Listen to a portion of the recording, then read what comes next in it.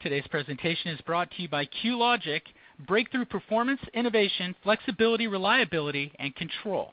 Learn more at QLogic.com. The rapid pace of innovation creates unprecedented opportunities for the enterprise, but also requires the highest possible level of IT competence and understanding.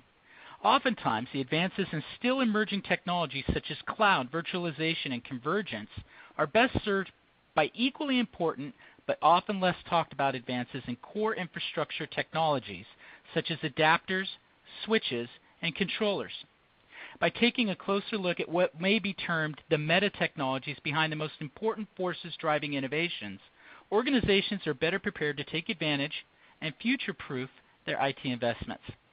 On this presentation, analyst Chris Dawson of Ziff Davis and industry subject matter expert Steve Garceau from QLogic discuss the 6 ways to accelerate I/O performance in the data center and what may be the most important technologies that anybody ever thinks about. And I really should say nobody ever thinks about. Here's our featured speaker now.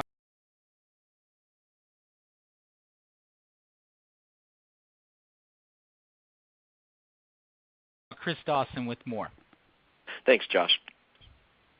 So, as Josh mentioned, we're going to talk today about some things that we can do right with our infrastructure in the data center to make improvements, to make it work better, and to deal with the changes that we're encountering, which are really unprecedented. So we're going to talk about some bottlenecks that we encounter in the data center, some ways to deal with that, and ways that infrastructure actually, trumps clock speed in terms of the servers and the equipment we have in our data centers. We'll jump into those 6 ways of improving I/O and throughput and performance, and then we'll save some time at the end for Q&A. So it wasn't so long ago that you could start popping servers into a data center and you hook them up to the network and things work. You have applications running on those servers, and the network, people on the network and people even outside the network are hitting them, using the applications. Things are fine. I remember that probably one of the first servers I ever installed was Microsoft Terminal Services, back when they called it that. And we had it was in a school, 30 kids be hitting the terminal server, and things were fine. They start streaming YouTube all together, and things bogged down a bit. So we aggregated 2 links, and wow, it was great. That's changed. It's no longer this idea of one physical server, one operating system, one array of disks serving up content. Now we had throughput to spare at that point. Now we have lots of physical servers whose input and output need to be coordinated. We have lots and lots of VMs running on each of those physical servers. We have shared storage sitting somewhere, most likely, shared networking. All of this creates just intense I/O demands, and this is a very different scenario from what we saw even a few years ago in many smaller settings, and not too many years ago in the data center setting. What we're finding now is that clock speed is great. Your servers need to be performing at their peak. I mean, virtualization is doing wonders to make sure that we are utilizing those servers to 90% of capacity, as opposed to the 20-30% that many of them often kind of idled at in years past. That being said, though, throwing more CPUs and higher clock speed onto the same sort of network infrastructure only makes the problem worse. We have these servers now running like crazy, but they just can't talk to each other. They can't talk to the storage infrastructure. They can't talk to users. They can't talk to the internet. So what we need to focus on is this idea that the servers that are sitting in our data centers have some very specific functions. The CPUs in those servers need to be working on delivering applications. They need to be managing hypervisors. They need to be actually processing the things that we want our data center to process. In too many cases, those CPUs are wasting clock cycles that should be devoted to application performance and availability. They're wasting clock cycles just handling network processing. And there's ways around that. But, of course, that brings up the question, if not faster CPUs, not more racks of servers in this giant mess of a data center. Not a mess, it's actually quite a nicely organized data center, but looking at it, there's a whole lot going on there, right? So if it's not the CPUs and it's not more servers, what's going to do it for us? And this is where we jump into our 6 ways, the meat of this talk today. We want to start by just accelerating our existing storage infrastructure. We don't need to rip and replace servers and racks to get things to go faster. And again, we're not talking about just processing faster. We're talking about dealing with some bottlenecks in a sort of immediate and kind of a low impact sort of way. There's actually some amazing things that are happening just with adapters. As I mentioned, way back in the day, just aggregating those two links on that one terminal server made an improvement because it was a very small setting and it didn't require an incredible amount of infrastructure. That was a long time ago, though. Now that we have, say 10, 20, 30 virtual machines running on a single server, it's time to think very hard about simply the adapters that are in those servers. We can increase our throughput. We can actually, the adapters themselves can now optimize for virtualization. They can handle an awful lot of the processing and actually offload the network processing tasks right from the server itself. They're a whole lot smarter, systems on chip, a lot of technology embedded right in these cards that we can just pull out and replace. What this means is that without doing too much, we can make some extremely cost-effective in-place upgrades right on our existing hardware. Now, Josh, I think we have a poll question coming up to start talking about the bigger picture here. Thank you, Chris. I appreciate that. That brings up our first poll of the day.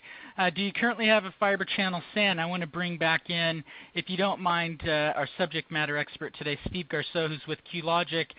Steve, are you with us? Yeah, I sure am, Josh. Good morning, everyone. Nice to have you, for sure. Yeah, this would be probably a great place to interject as everyone is kind of mulling over the poll questions here to talk about fiber channel and talk about some of the latest innovations there. Fiber channel host bus adapters have a great heritage in the data center, being the number one choice in the data center for high throughput, high reliability instances. And today we're up to the 5th generation, right? It's 16 gigabits in speed now shipping. And what that does over previous gen technology is double the throughput and triple the transactional capability. So for databases, it's really outstanding. Backups finish twice as fast as they used to. And really all that speed and all that performance allows for even greater scalability, as Chris mentioned, of virtualized environments. VM density is a big thing to keep those CPU processors fully utilized. So Gen 5 fiber channel is a really great way to take advantage of that. And Chris, and thank you for that, Steve, really appreciate it. And Chris, as you listen to Steve explaining the advantages of fiber channel in layman's terms, which I certainly qualify, is this really, when you think about fiber channel SAN, is the advantage here from an I/O perspective really about caching, or where does that real sort of gain come from when it comes to, I guess, fiber channel over Ethernet? I think that there certainly is in terms of straight fiber channel, there's definitely an advantage in terms of the hardware optimizations you can make, including caching. But I think in either case, what you're doing is, you can buy those really high performance laptops with, RAID arrays built into them, and they're for gaming, so you can have massive throughput, massive I/O right on your disks. And this is sort of taking that to a massive scale. So all of a sudden you have really incredible throughput, and disk I/O no longer, or is far less of your bottleneck in the data center. What I'm curious about with this poll question, in terms of the results that I think you'll probably be pushing very shortly, is how many people are actually doing it. Because it's still, some of us kind of live, eat, and breathe this stuff. We think about it all the time. But if you're not thinking about it all the time, I'm curious how many people are actually jumping into it. And it still seems a bit intimidating, I think. And it shouldn't be, because the technology, as Steve pointed out, we're in the 5th generation of this technology. It's very mature. But where are people actually standing in terms of their implementation? Well, let's have a look. Gosh, I think we that's go a great. back 10 or 15 years, interoperability was a big thing, but today it's not. Today Right. it's really not. Right. It's much more plug and play than it used to be. Still a priority, but not a challenge, right? Everybody's taking advantage. Let's take a look at those results. And Steve, I'd like to get your feedback as well. But first, Chris, to your point, and this is about a little over half of our audience two-thirds of our audience who responded to this. And it was funny to watch it as you guys were talking because it was bouncing back and forth. And it seems to have settled here where just over half of this particular audience is not doesn't currently have a fiber channel SAN. And to Chris Dawson's question, If not a fiber channel SAN, then what? Go ahead and enter that in the Q&A field at the bottom. I'd like to share some of your comments. Chris, you brought the question up, but what do you think the answer is going to be when you ask the question, if not fiber channel, then what? I think we'll still see a lot of network attached storage. That's still this. It's a plug and play solution. You plug it in, and boom, you have lots more storage. Scales fast. It's easy.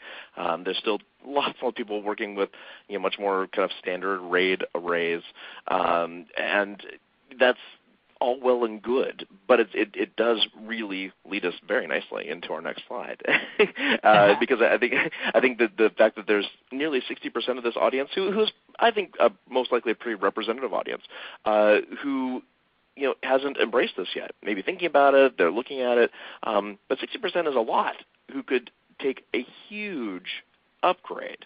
And again, it's not a cheap upgrade. It's not a totally boom, here's our SAN, but wow, we have something now that is increasingly commonplace. The interoperability, as Steve mentioned, is really easy. So regardless of your infrastructure, your existing sort of data center structure, it's not that challenging to take a SAN, a storage area network, and pop this in.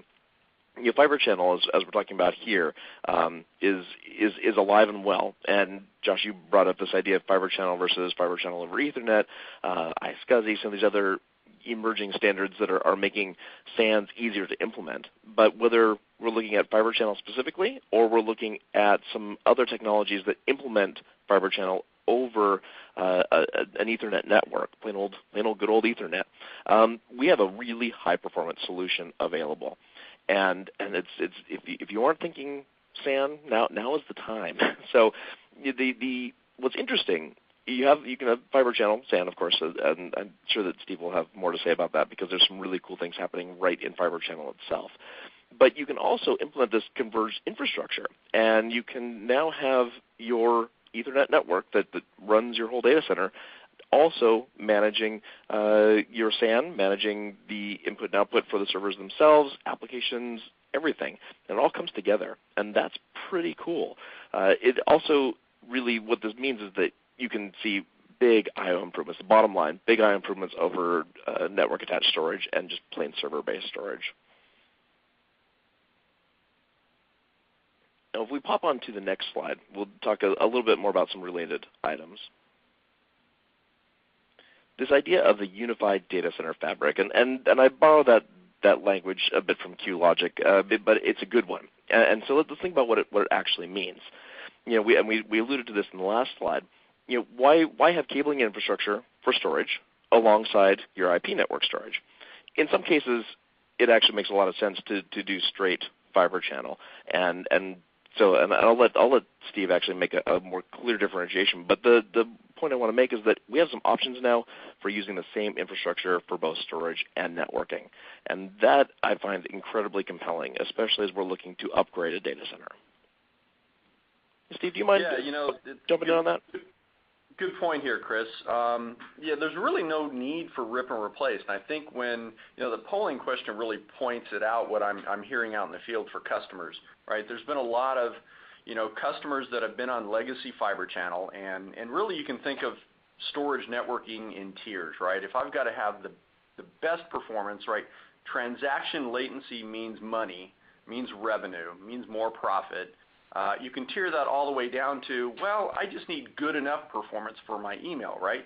Hardly anybody complains about email being slow these days. So there's certainly a place for iSCSI and for NAS and other types of storage networking infrastructures. And I think the message here is that QLogic has listened to the customer in this area. So we've introduced IO Flex technology, which is to say we took our 20-year legacy fiber channel driver technology, and in our latest Gen 5 version of it, we added the capability to not only have 16 gigabit fiber channel, but also 10 gigabit iSCSI and 10 gigabit fiber channel over Ethernet. So now in one adapter, you have the roadmap to continue on fiber channel and to grow your performance there. But if you know what, you want to hedge your bet And 18 months from now, 2 years from now, I'm thinking about iSCSI. I'm thinking about a converged network with FCOE. Now you've got this all in one adapter with great investment protection. And that's really important. I mean, none of this stuff is cheap. And as you pointed out, usually the revenue potential balances out any investments you're going to make. But if there are ways to protect those investments and have something be a little bit more future-proofed, as much as anything can be future-proofed these days, that's really compelling. The other piece of that, of course, is that more and more we're seeing data centers, not just these monolithic big data centers, especially for kind of mid-sized businesses, but we're seeing multiple interconnected data centers and branch offices and these other ways that you can sort of distribute application processing. All of that becomes very interesting when you're talking about fiber channel over Ethernet, so that you can have, to some extent, a location-independent storage area network. And that, again, if you're not looking to just absolutely have super maximum performance in a single data center, but instead are looking to leverage all of the assets you have that may be distributed potentially worldwide, that starts becoming a much easier sell for companies looking to take advantage of the performance possibilities enabled with storage area networking. And Chris, just a moment ago, we kind of jokingly talked about that interoperability is no longer a challenge because most people are able to take advantage of it, but it's still very much a priority. And when Steve is talking about the fact that you have a single adapter for whichever model you choose to use, iSCSI, fiber channel over Ethernet, etc. And we have people now who were commenting on our last poll that they are, in fact, iSCSI shops. It seems to me that this is sort of the cornerstone of what you want right now from an adapter, is to be able to accommodate each of these different types of connections, connectivity. Is it as simple as that, or am I in fact oversimplifying it? Well, nothing is ever simple in a data center or multiple interconnected and interoperable data centers, but I think we're getting much closer to a point in the industry where it is getting a lot easier to do this. Like I mentioned earlier, SAN used to be pretty intimidating stuff. Given the choice, you can plug in this big box and it's attached to your network, and all of a sudden you have lots more storage and it's pretty speedy. Or you can implement an entire storage area network. Lots of folks would gladly just plug in that box. That we're definitely moving away from that now, where there is a bit more pluggability here. In fact, quite a bit more pluggability, and that is, that's also, we see prices dropping, we see the technology continuing to mature, and people really understanding it, as well as vendors really just standardizing so nicely to make this stuff all work together. Number 4, improved switching technology. Of course, everything is improved, but this is particularly important in the data center. Well, it really is, and this is actually my favorite slide, just because I think those of us who have implemented data center infrastructure before, we already know very well how to put in more racks of switches. That's easy, right? I mean, of course, you need more connectivity, you put more switches in. You stack them up, you connect them together, you have incredibly high-speed links, everything's talking together nicely. When you were talking about storage, though, that functionality wasn't always there, and it used to be much more challenging to get these storage area networks to communicate very rapidly and to have this sort of, no matter how many racks of disks and whatever else you might put in there to make this work, there were challenges in getting them to talk nicely to each other and coordinate their actions, so that you just had something that was very transparent to users. Now you can actually just stack up these switches, and it allows for much easier scalability of your SAN. So that's always been the promise of SAN, right? Is you can scale it fast, and performance is very good. But now that we have these stackable switches that are devoted to storage, now the idea of scalability is again much more plug and play. And this is what we've been talking about, is this idea of just very easy pluggability for whatever infrastructure you want to make use of. And I think we're really reaching a point where SAN is much more accessible for a lot more people. So very, very interested to see, you're able to scale switch by switch.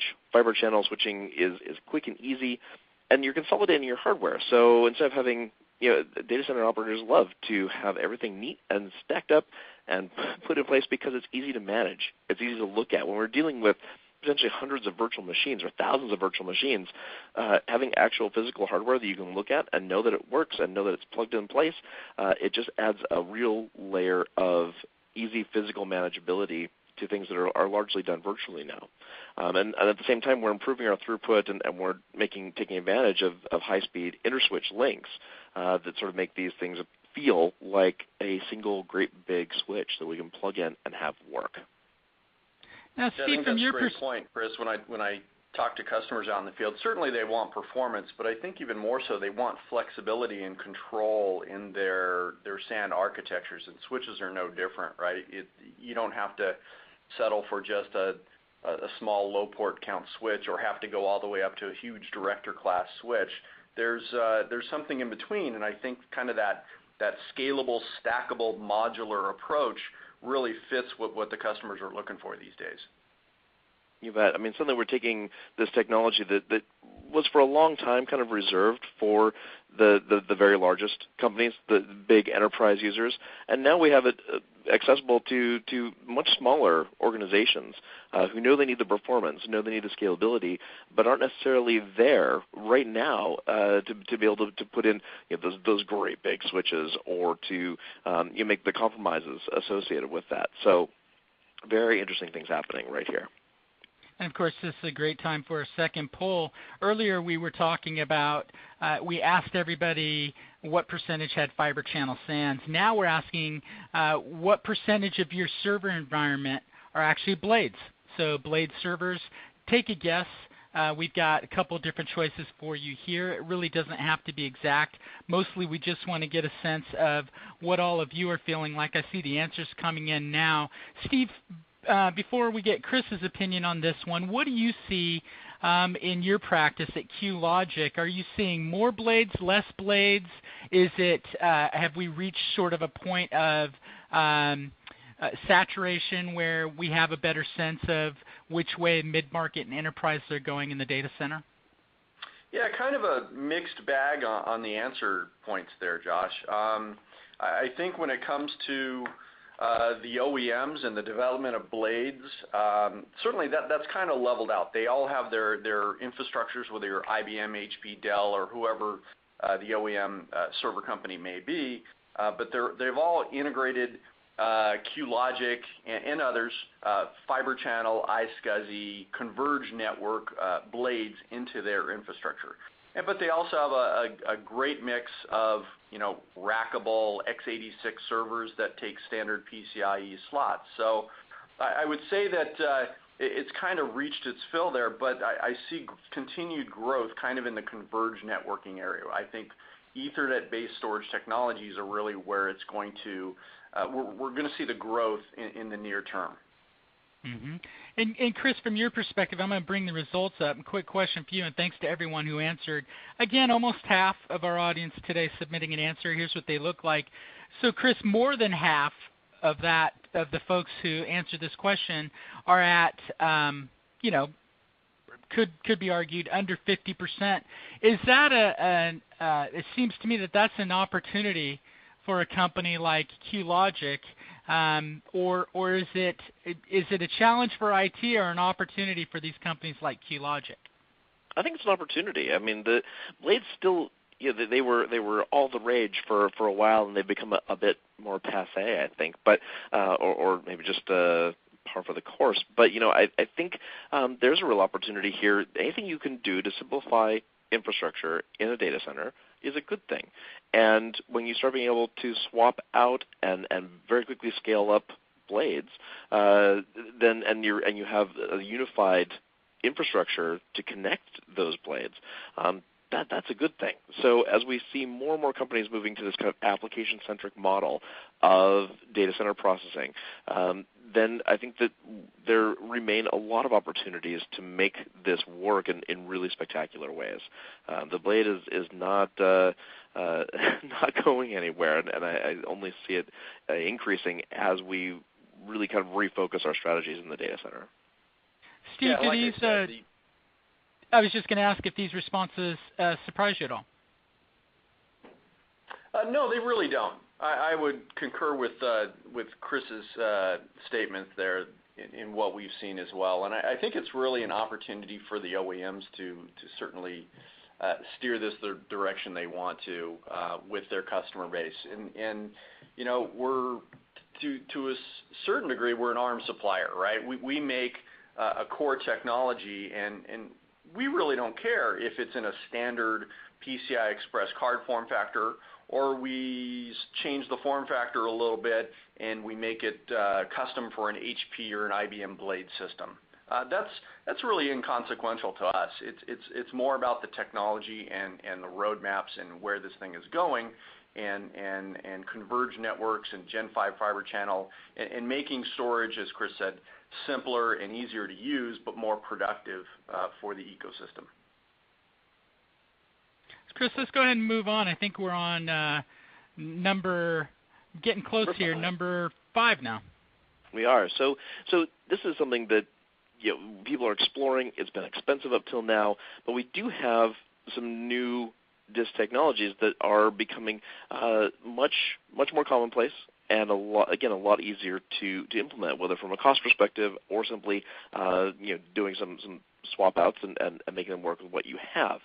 Solid state drives used to be almost unbearably expensive, and unless you had an application that absolutely demanded it and demanded the performance that they could provide, then you were making compromises. And now it's a lot easier, certainly to pay for from a very pragmatic level, solid state drives.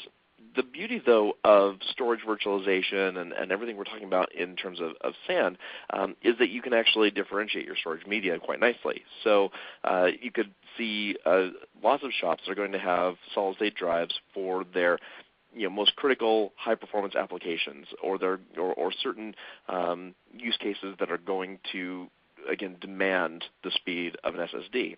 Then we have very fast magnetic drives that we can use, just our basic spinning platters, just spinning a lot faster now with plenty of throughput, maybe some SSD caching. We can use those for slightly less critical needs, the less of the transactional kind of processing. Then we can still make use of tape. Tape is also alive and well, and for things that don't require a lot of access, it's a very inexpensive way to sort of archive things forever.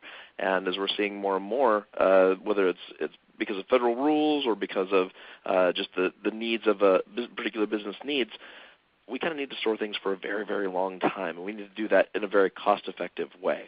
So I think that's probably one of the more interesting advantages now of the modern SAN and virtualized storage is this differentiation of media. It also, though, means that these in-place upgrades, once again, you have an infrastructure, things are working pretty well, you just want to boost performance, well, we can still do very simple, low-impact, cost-effective in-place upgrades. And that is again, kind of delivering on the promise of all this. It's a much more modular structure, as Steve pointed out. Now, Chris, I'm going to say this is my favorite slide because it's got that hot button topic SSD in there, right? You want to talk about application acceleration, and I know that's where you're going next. SSD is a great way to do it, and there's a number of places that you can place that in the ecosystem to have the desired effect. There's of course in-server, PCI Express SSD or 2.5-inch drives built right into the server. You can drop it into the network, or you can tier it up out in your SAN storage array out there. Put a high level of, it used to be called Tier 0 SSD out in that storage array to accelerate application performance. And the really exciting thing is, QLogic being kind of the both ends of the wire interconnect here. We're in the server, we're in the storage array with our fiber channel iSCSI or FCOE technology.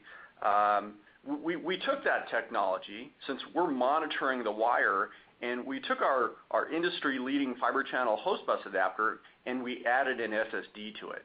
Now we have the ability to cache up data locally in a server, that which is most frequently accessed of the SAN storage array. So when a server goes to make a request to the SAN array, normally he goes out over through the switch, through the network, and out to the SAN array, and it gets pulled back through the same plumbing. We're going to cache up that data locally in our FabriCache product in the server to lower latency and immediately address those requests as they come in live from the server. So I'm really excited about where SSD is going to take this thing. And Chris, to Steve's point, I imagine that when you talk about application optimization on your next slide, but this really applies directly in the era of big data. What Steve's talking about, caching up information, it makes things like analytics a whole lot better because you're not having to go so deep in your storage tier. Well, that's exactly right. I mean, we have vendors who are looking at in-memory processing, and there's lots of ways of dealing with big data. But when it comes down to it, you need to just move a lot of stuff very quickly. And the least distance you can take that stuff, the better off you are. So definitely, this is where.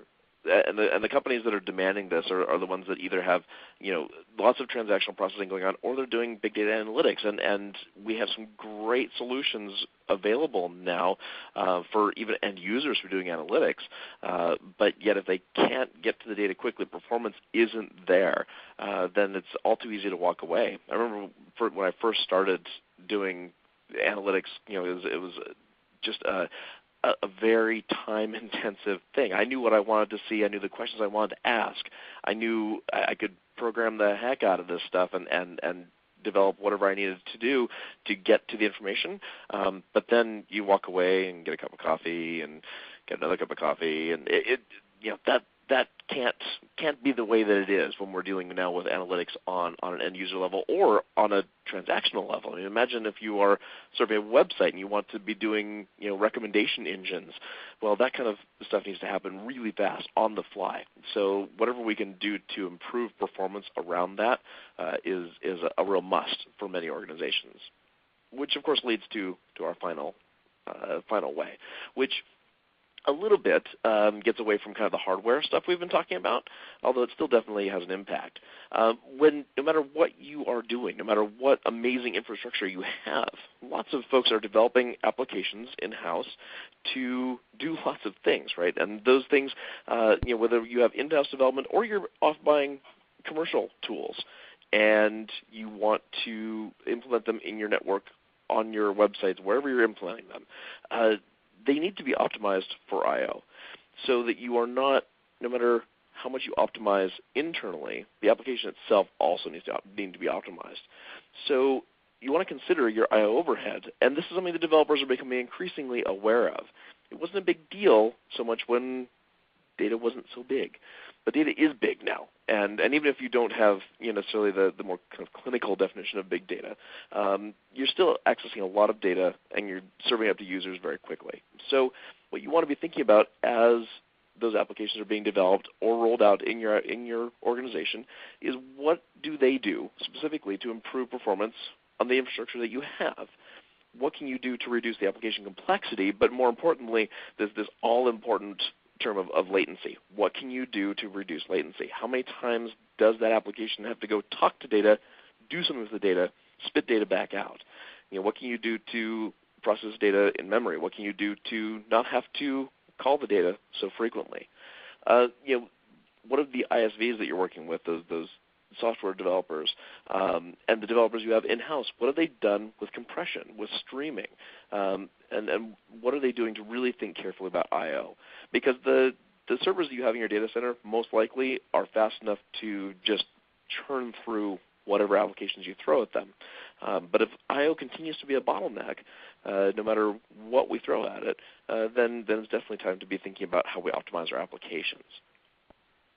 Yeah, and I really like how the application guys over the years, and really the last 3 years, have started to optimize their applications for, the fact that SSDs can be out there. There's so much, they're orders of magnitude lower latency than hard disk drives, and I still scratch my head when I uncover an application that today, even still, is kind of designed for hard drives being out there, and it's just it's just a waste. It's keeping CPUs starving. If we go back a few slides, those CPUs in that case are really starving to do something. They're not being fully utilized. As we look at our FabriCache solution where we integrated the SSD, and as Chris mentioned, we brought it closer to the server. We removed a lot of that latency legwork from going out into the SAN, so it's closer to that processor to deliver that data even sooner. And the good news is this: unlike some other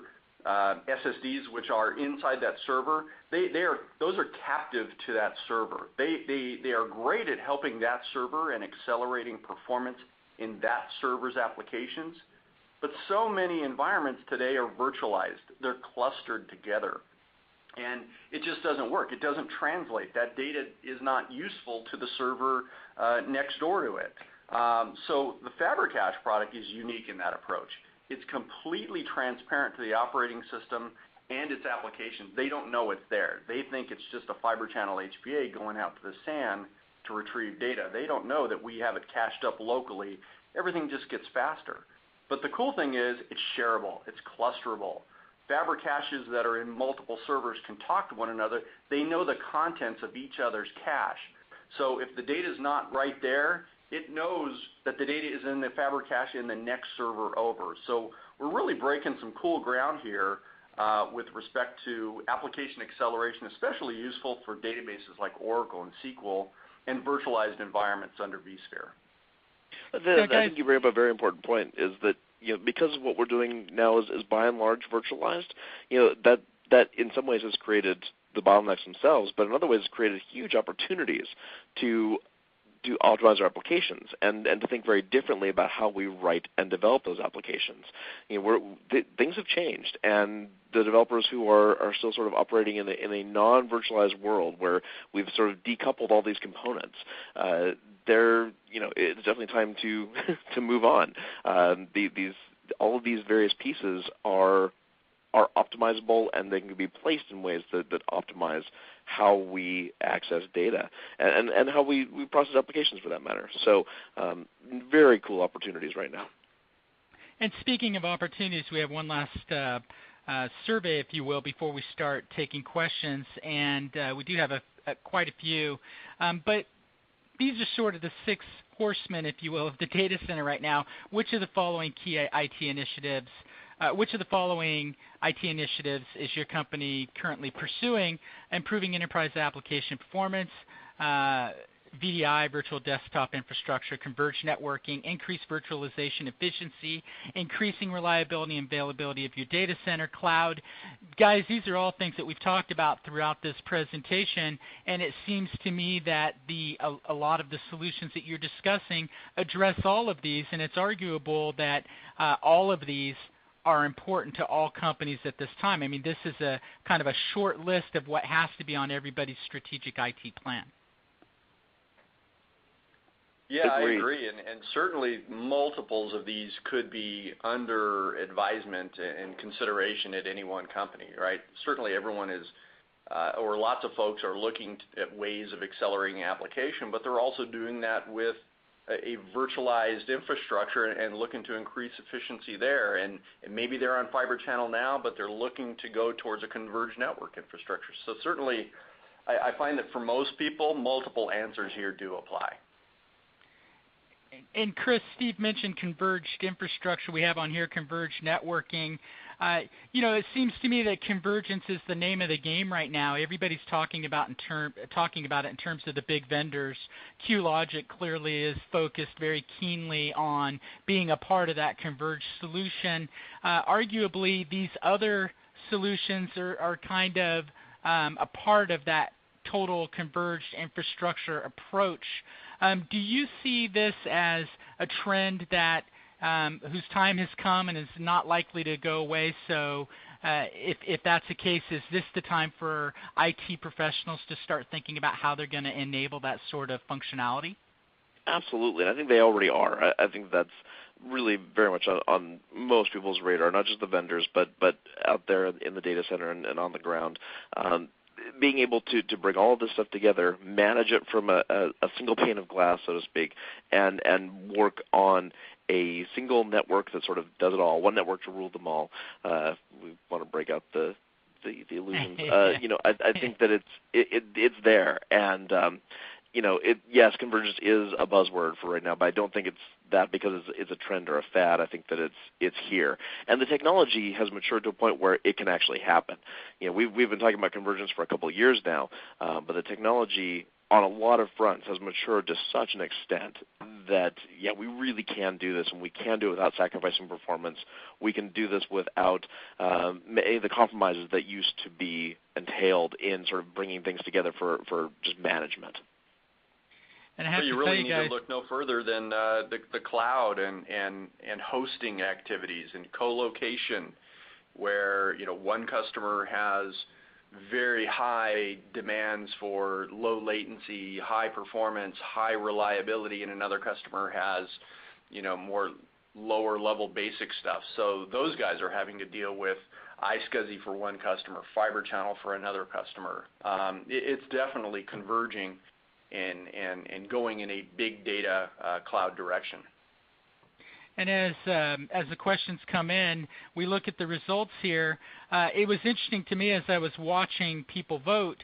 At one point, this one that's at 75%, increasing reliability and availability of your data center, that was far and away the leading choice, and then it kind of evened out. Chris, cloud is kind of, it seems strange to hear myself say it, but cloud is kind of a maturing phenomenon at this point, and it seems to me that our audience is sort of speaking for the marketplace by saying that reliability and availability of the data center is becoming increasingly important because so much, particularly in, with the explosion of applications, so much is dependent on people being able to ensure the access to their applications, whether they're on premises or in the cloud. Well, exactly, and I'm not surprised to see that at 50% because a lot of folks are saying, look, I can leverage what is already out there with providers. I don't necessarily need to do this in-house, or I have very kind of specific need for private cloud, but I'm going to use a hybrid model and make use of other providers. There's providers out there who are now thinking, though, that their focus as they take on more and more customers, those customers have more and more sophisticated demands. They really need to make sure their data centers are hitting those 5 nines of availability we talk about. And I even for the folks who are dealing with on-premises data centers, the same thing applies. When you run your business in the cloud, it's not so much the cloud that's confusing or difficult at this point. It's making sure that it is always available. Okay, let's take some questions. We have a few minutes left. First one for you, Steve.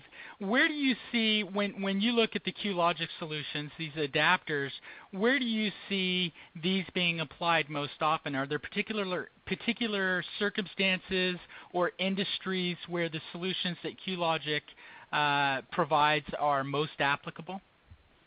Oh, without a doubt. Yeah, it's going to be high-end traction with regards to databases, Oracle, SQL, as well as virtualized environments. So we do a lot of work. I think last poll I looked at some of our customer base, somewhere around 75 to 80% of those folks were virtualized with VMware products. So that's definitely a big traction point for all of our products, from Fiber Channel to the converged networking products. Thank you for that. And Chris, next question's for you. You talked about in-memory computing when Steve mentioned, I think Steve was talking about the caching that they're able to do on their adapters. Is this in-memory computing that you mentioned the key to what many would consider better application performance, or is that just part of the equation? It's part of the equation. I think there's lots of moving parts here, right? And I think that in-memory computing is one way that in particular analytics vendors are looking at dealing with big data. But it's just one piece of making sure that this all moves the way that it should.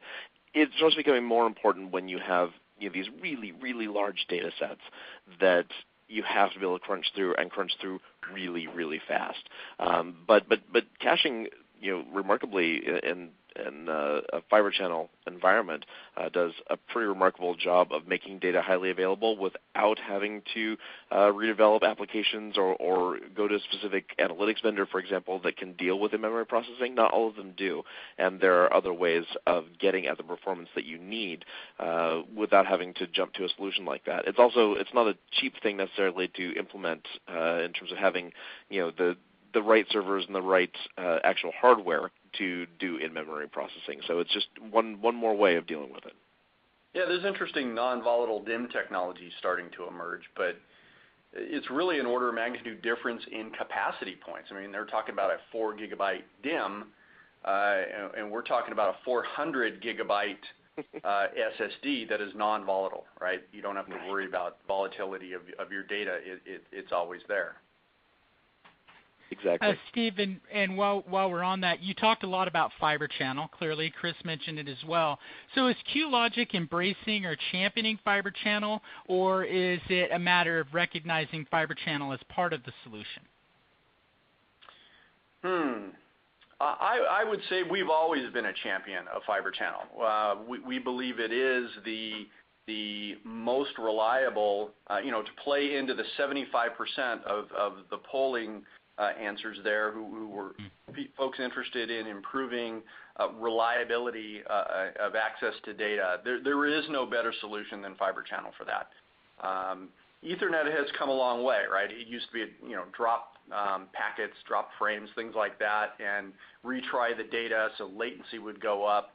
We're making big strides in that area and improvements to make Ethernet-based interfaces, iSCSI and fiber channel over Ethernet, a way to go in the future. And we certainly see the wave of cloud computing coming, and a lot of that will be a mix of fiber channel and Ethernet-based technologies going forward. So we're on board. We're on board for the long haul. Chris, and thank you for that, Steve. Chris, final question for you today. When it comes to the data center, we talk a lot about IT services and quite frankly, quite a few of the gaps that can occur as business continues to demand more of IT, particularly in application environments. And then at the beginning, so keep that in mind, but at the beginning you talked about technologies that people really don't think about. Is the adapter one of them? I mean, when I listen to Steve talk, I realize all that can happen on this simple piece of hardware that most of us sort of take for granted.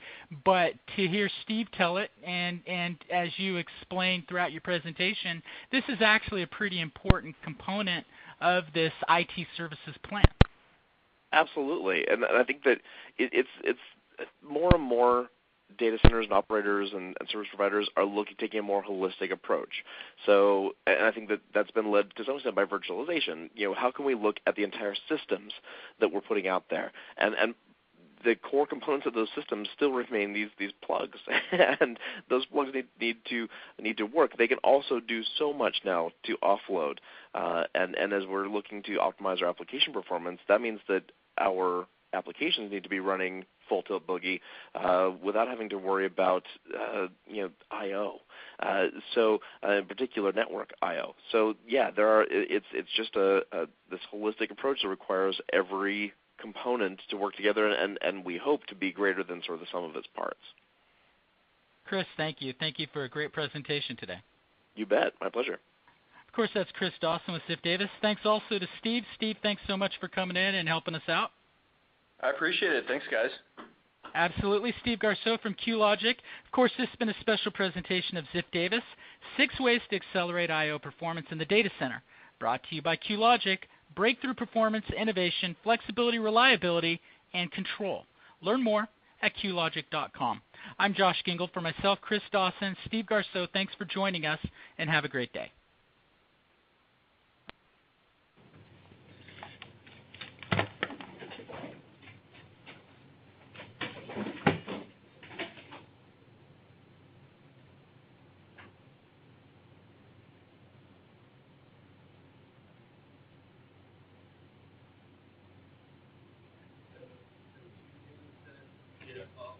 I'll get